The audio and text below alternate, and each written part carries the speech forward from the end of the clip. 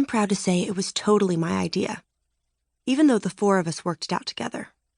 Us is Mary Ann Spear, Claudia Kishi, Stacy McGill, and me, Kristy Thomas. I got the idea on the first Tuesday afternoon of 7th grade. It was a very hot day. It was so hot that in my unair-conditioned school, Stoneybrook Middle School, the teachers had opened every single window and door and turned off all the lights. My hair stuck damply to the back of my neck, and I wished I had a rubber band so I could pull it into a long ponytail. Bees flew into the classroom and droned around our heads, and Mr. Redmont, our teacher, let us stop working to make fans out of construction paper. The fans didn't do much except keep the bees away, but it was nice to take up 10 minutes of social studies making them. Anyway, that stifling afternoon dragged on forever, and when the hands of the clock on the front wall of our classroom finally hit 2:42 and the bell rang, I leaped out of my seat and shouted, "Hooray!" I was just so glad that it was time to get out of there. I like school and everything, but sometimes enough is enough. Mr. Redmont looked shocked. He was probably thinking he'd been so nice letting us make fans, and there I was, not appreciating it at all, just glad the day was over. I felt bad, but I couldn't help what I'd done. I'm like that. I think of something to say, and I say it. I think of something to do, and I do it. Mom calls it impulsive. Sometimes she calls it trouble. But she doesn't just mean trouble. She means trouble. And I was in trouble then. I could sense it. I've been in enough trouble to know when it's coming. Mr. Redmont cleared his throat. He was trying to think of a way to punish me without humiliating me in front of the other kids. Things like that are important to him.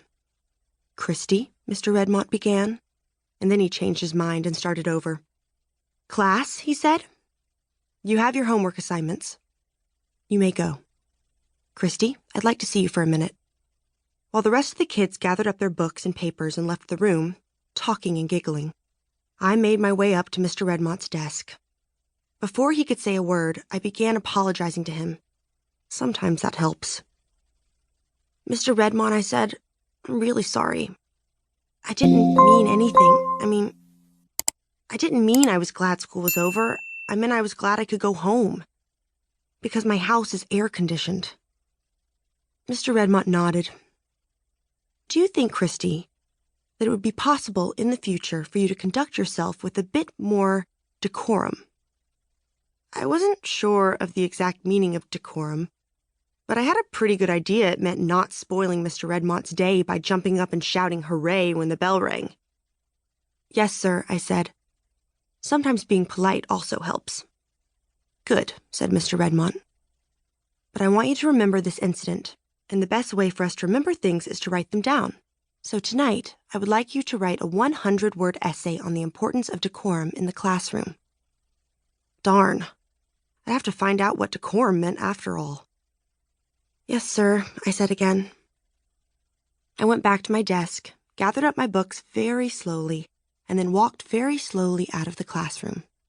I hoped Mr. Redmont was noticing the slowness, because I was betting it was an important part of decorum.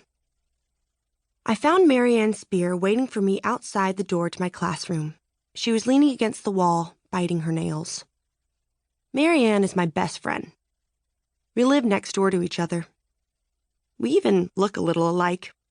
We're both small for our age, and we both have brown hair that falls past our shoulders. But that's where the similarity ends, because I can't keep my mouth shut, and Mary Ann is very quiet and very shy. Luckily, that's only on the outside.